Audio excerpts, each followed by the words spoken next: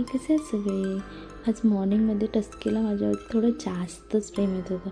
सारखी माझ्या पाठीपाठी फिरत होते आणि त्यामध्ये उठल्यापासूनच घसा एवढा जाम झालेला. अगोदर गरम पाणी केलं आणि ते पिऊन घेतलं आणि मग नंतर टिफिनच्या तयारीला लागले. आणि आज सकाळपासूनच सुरुवात अशी झालेली की मूडच थोडंसं खराब वाटत होतं. त्याच्याकडे इग्नोर केलं आणि मग पुढच्या तयारीला लागले. आंघोळ वगैरे करून फ्रेश झाले आणि आज आमच्याकडे कोणतरी भलतेच पाहुणे आलेले आहेत आणि त्यामध्ये टस्की जास्त खुश होते कारण तिला एक फ्रेंड भेटलेली होती आणि ती फ्रेंड एकटी आलेली नव्हती, तिचे चिंटू मिंटू पण सोबत होते. मग काय, आमच्या टस्कीचं लक्ष कुठे घरात लागतंय, सारखी बाहेर पडत होती. दुपारी थोडासा झोपायचा विचार केला पण हे दोघं मला झोपूच देत नव्हते. सारखे बेडरूममध्ये अशी मस्ती करत होते आणि देवा थोडं तरी माझं ऐकत होता पण ही कसलं काय ऐकते. शेवटी मीच कंटाळून उठली आणि मग इव्हिनिंगच्या जेवणाला लागली. जेवण बनवतच होती तेवढ्यात बाहेरून जोरजोरात आवाज यायला लागला.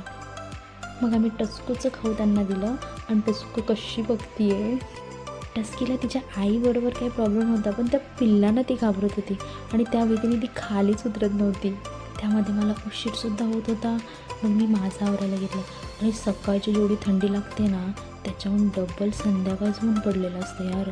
आणि मग पूर्ण दिवस घरामध्ये राहून संध्याकाळी जेव्हा बाहेर निघतो ना एवढं भारी वाटतं ना.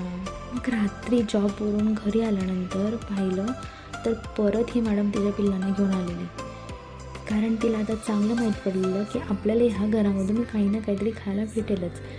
त्यांना खाऊ देऊन मी माझा आवरायला घेतलं आणि पूर्ण दिवस तर ओके गेला पण रात्री एंड ऑफ द डे मी माझ्या पायावरती पोलपाट मारून घेतला आहे. असली बेकार तळमडली आहे ना मी.